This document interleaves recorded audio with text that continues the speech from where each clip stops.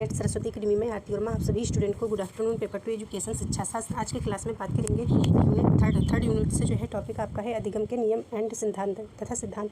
यहाँ पे आप देख सकते हैं अधिगम के नियम तथा सिद्धांत यूनिट 3 है आपकी और पार्ट आपका जो है 3 है, यानी कि अध्याय यूनिट 3 से जो है 3rd अध्याय आपका है। तो यहाँ पे आप देख सकते हैं अधिगम के बारे में।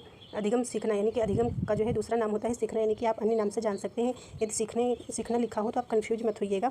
तो अधिगम से तात्पर्य उन परिवर्तनों से होता है जो अभ्यास या अनुभव के फलस्वरूप होता है तथा जिसका उद्देश्य बालक को समायोजन में सहायता करना होता है। मतलब समायोजन जैसे कि बदलना हो गया या कोई जैसे ज्ञान है उसमें जोड़ना दूसरा ज्ञान, ठीक है, मतलब आप एडजस्टमेंट कर सकते हैं, ठीक है।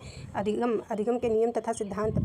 तो यहाँ पे देख सकते हैं ये जो टॉपिक है इसके अंतर्गत आपको क्या क्या पढ़ना है। तो यहाँ पे आप देख सकते हैं कि अधिगम के नियम तथा सिद्धांत। तो ये जो 3rd यूनिट का 3rd अध्याय है, तो यहाँ पे आप इसको पढ़ेंगे अधिगम या ज्ञानार्जन या सीखना।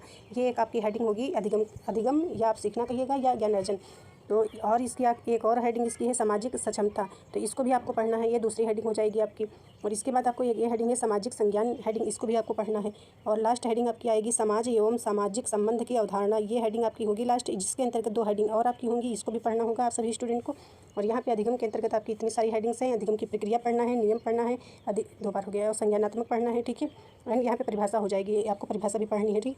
तो ये सब चीज़ें हैं अधिगम, सामाजिक अधिगम सिद्धांत, ये इतनी सारी जो है आपको हेडिंग्स पढ़नी है 3rd यूनिट में जो है 3rd अध्याय में। तो अधिगम होता क्या है, अधिगम मतलब सीखना, सॉरी। तो यहाँ पे आप देख सकते हैं अधिगम जिसे मतलब डिटेल में समझने की कोशिश करिए। अधिगम जिसे सीखना भी कहते हैं ऐसी प्रक्रिया है जिसके द्वारा व्यक्ति अनुभव, अभ्यास या शिक्षा के माध्यम से अपने ज्ञान, कौशल और व्यवहार में परिवर्तन लाता है। अब किसी भी तरीके से आपको समझना है कि हाँ, जो आपको परिभाषाएं या जो अर्थ आपको समझ में आए उस हिसाब से अपने आप को समझने की कोशिश करिएगा। अधिगम का अर्थ यहाँ पे सीधे तौर पर आप देख लीजिए, अधिगम का अर्थ क्या होता है, नया सीखना, यानी कि जो कुछ भी नया ज्ञान है उसको सीखना, अपने ज्ञान और कौशल में वृद्धि करना। सीधे तौर पर आपको यही परिभाषा आपको अच्छे से याद कर लेनी है और अगली क्लास में डिटेल में परिभाषा बताएंगे मनोवैज्ञानिकों के अनुसार, ठीक है। तो ये आपको याद रखना है। अधिगम का अर्थ होता है कुछ नया सीखना, यानी कि कुछ नया सीखना होता है। अधिगम मतलब सीखना, यानी कि कुछ आपको नया सीखना है, या अधिगम अपने ज्ञान और कौशल में वृद्धि करना। तो आशा करती हूँ आप सभी स्टूडेंट को समझ में आया होगा और मिलते हैं अगले क्लास में। Thank you. अच्छे से अपना पढ़ाई करते रहें, रिवीजन करते रहें। Thank you.